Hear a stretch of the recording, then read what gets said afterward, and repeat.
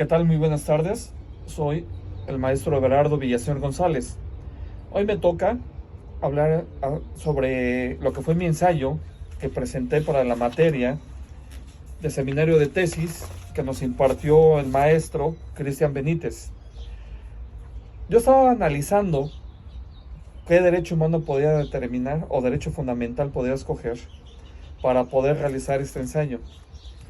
La verdad es que estuve analizando todos los que hay en la Constitución y para mí se me hizo que uno de los más importantes, a mi punto de vista personal, como soy abogado postulante, es el de flexibilizar lo procesal por lo sustantivo. Efectivamente, mi ensayo consta de 14 cuartillas, las cuales viene la portada, viene todo conforme a los lineamientos ordenados por usted. Pero les quiero platicar exactamente qué es mi ensayo. Mi ensayo está dividido en 4 capítulos. El primer capítulo es la introducción. Yo siempre he dicho que una de las cosas principales para poder entender los derechos humanos es conocer su historia, conocer cómo se fueron dando en el nuevo constitucionalismo actual que vivimos, que para mí ese nuevo constitucionalismo nació a raíz de la independencia de los Estados Unidos y de la declaración de la Revolución Francesa en su declaración de derechos del hombre y del ciudadano. Yo creo que a partir de ahí fue cuando vivimos un constitucionalismo diferente como el que hoy conocemos, y después en la Segunda Guerra Mundial nace el constitucionalismo universal denominado derechos humanos. Para mí los derechos humanos, como lo dice muy acertadamente el doctor Miguel Carbonell, son los derechos positivizados en la Constitución. De ahí emana el nombre de, como es ley fundante, derecho fundamental. Yo escogí el derecho fundamental de la vertiente de la tutela judicial efectiva, que viene en el artículo 17, tercer párrafo, que habla sobre flexibilizar lo procesal por lo sustantivo. ¿Por qué creo que es muy importante? Es muy importante porque nosotros venimos de un sistema germánico, románico, jurídico, antiguo, obsoleto, de la Roma antigua, donde nos enseñan que el derecho procesal es la base medular y principal para resolver los juicios. Sin embargo, el justiciable, cuando busca un abogado, busca un operador jurídico, o pone su caso ante un juez, definitivamente, primero, punto número 1, él no busca hablar sobre términos, caducidades de la instancia, sobre exhortos, apelaciones, sobre malas notificaciones, sobre nulidades de incidentes. Él solamente tiene un problema personal, ya sea en su patrimonio, en su persona, en sus cosas, y únicamente lo que necesita es que se le haga justicia. Ahora bien, el derecho procesal, si bien es cierto que es una herramienta suficiente y eficiente para el efecto de llevar a cabo un proceso, llevamos años y años donde se han ganado juicios sin que el juez haya conocido los sustantivos de la pretensión de las partes, sino que resuelve todo totalmente en la forma procedimental. Por eso mi ensayo se basa sobre flexibilizar lo procesal por lo sustantivo. El primer capítulo habla de toda esa instrucción que le estoy dando ahorita, habla cuál es la necesidad que tenemos todos los mexicanos, y digo todos los mexicanos porque todos somos en algún momento justiciables, de que se nos escuche por un órgano jurisdiccional, pero que se nos escuche con nuestras necesidades y nuestras pretensiones. No queremos que solamente nos metan a un mundo procesal donde si no estuve en los 15 días para promover se me pasó el término, que si no des alguna prevención, que si no me encontró el actuario, porque todo eso, al fin de cuentas, los jueces resuelven y ponen un ganador, pero nunca se tocó el tema principal, que es lo sustantivo. Por eso se tiene que flexibilizar, señores operadores jurídicos, lo procesal por lo sustantivo. Entonces, mi primer capítulo habla sobre esto, sobre todo la parte medular, que es la introducción. Ahora, ¿cuál es el segundo capítulo? El marco teórico, constitucional y jurisprudencial sobre el tema que yo escogí. ¿Por qué constitucional y jurisprudencial? Porque estamos hablando de un derecho fundamental. Entonces, hago una reflexión normativa en donde viene plasmado lo que conocemos hoy como la tutela judicial efectiva, pero su vertiente de flexibilizar lo procesal al sustantivo, que es privilegiar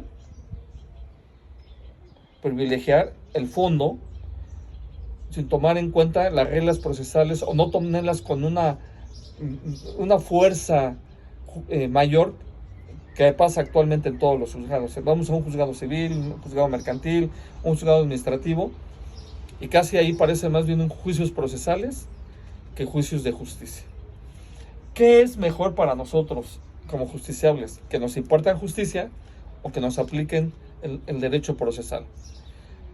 Conozco infinidad de abogados que no se han actualizado, que no tienen un interés de buscar lo que es el nuevo sistema jurídico mexicano, que ya evolucionó, ya no se quedó obsoleto, ya evolucionó. Estamos en una época jus naturalista, que el positivismo tiene que estar perdiendo un poco de fuerza para tratar de buscar siempre la protección de la dignidad humana y, lo más importante, para fortalecer a cada una de las partes que están, en este caso, en un litigio. Por eso hay que flexibilizar lo procesal por lo sustantivo. Ahora bien, una de las partes medulares de mi ensayo es que yo propongo, en el tercer capítulo, yo propongo 3 soluciones.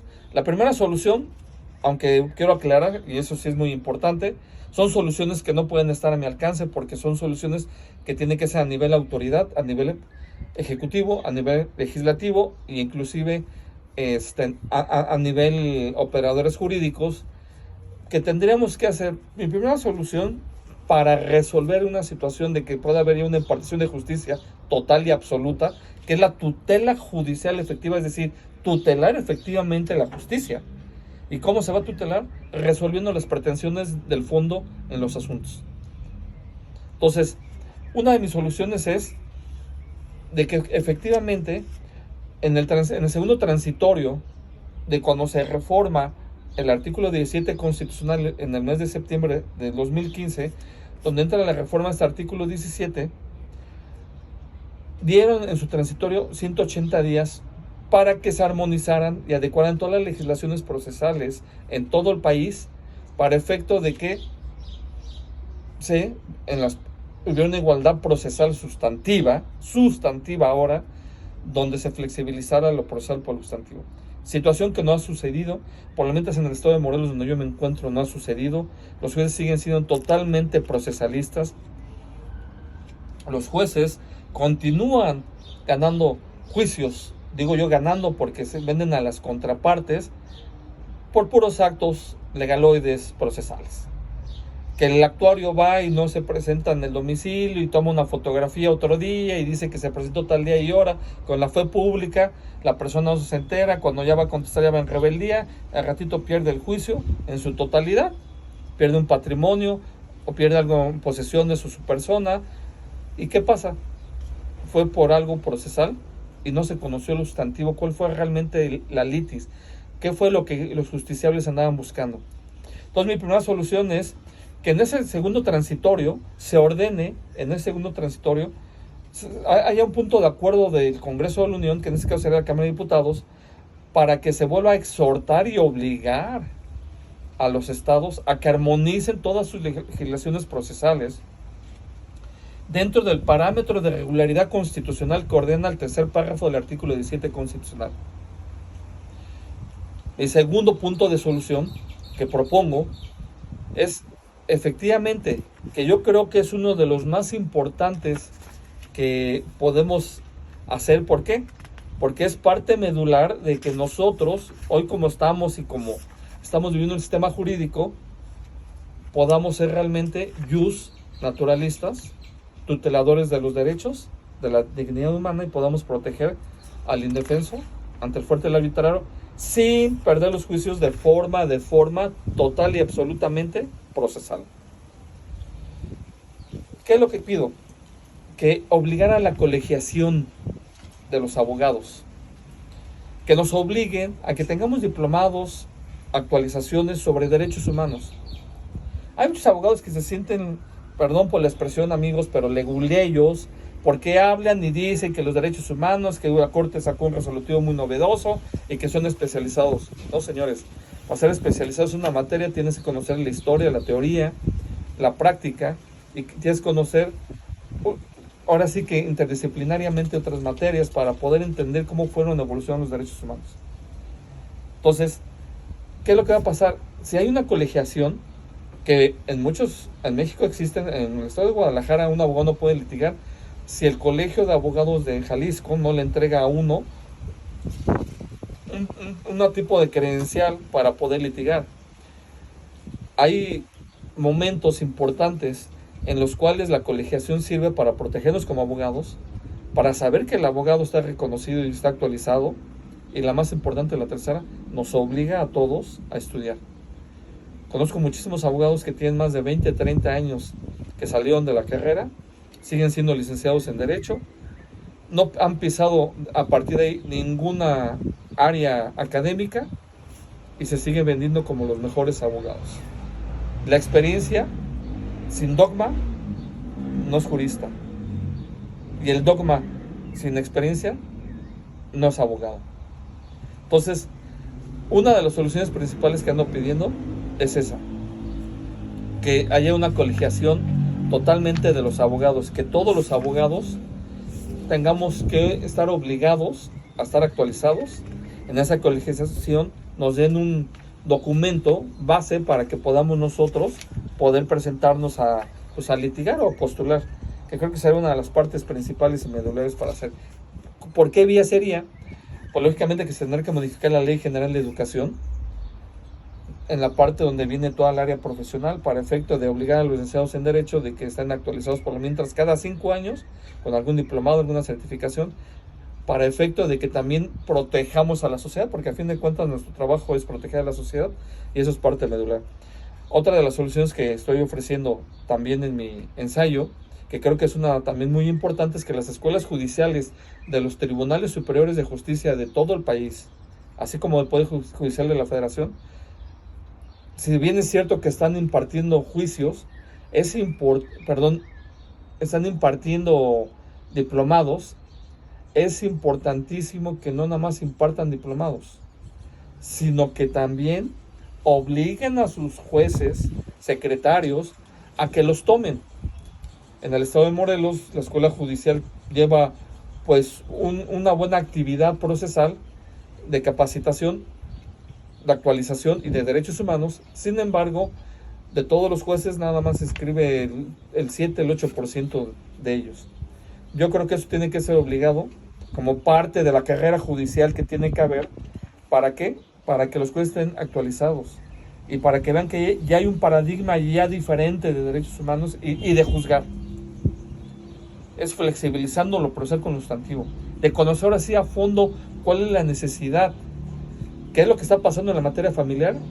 Las grandes reformas que han obligado a nivel internacional por los acuerdos internacionales y los tratados sobre derechos humanos de los menores, han obligado que ahora a nivel familiar el juez ya le entre más a fondo, ya entre al fondo, ya conozca la historia, ya conozca a los padres, ya hable con los hijos. Eso es justicia, señores.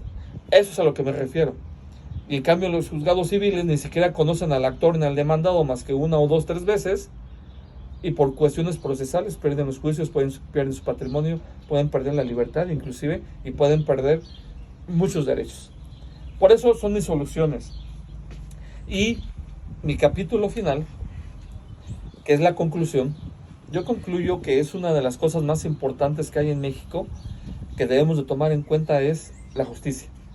Y por lo cual los jueces tienen que estar totalmente actualizados, tienen que estar totalmente reconocidos como órganos de control constitucional, porque todas las materias ya están constitucionalizadas. Todas las materias del derecho en México están constitucionalizadas dentro de un marco de legalidad y de derechos humanos. Entonces, mi conclusión sería importantísimo que los jueces se vieran ya con una mentalidad de jueces constitucionales en control ex oficio, porque de hecho la Corte Interamericana se los obliga.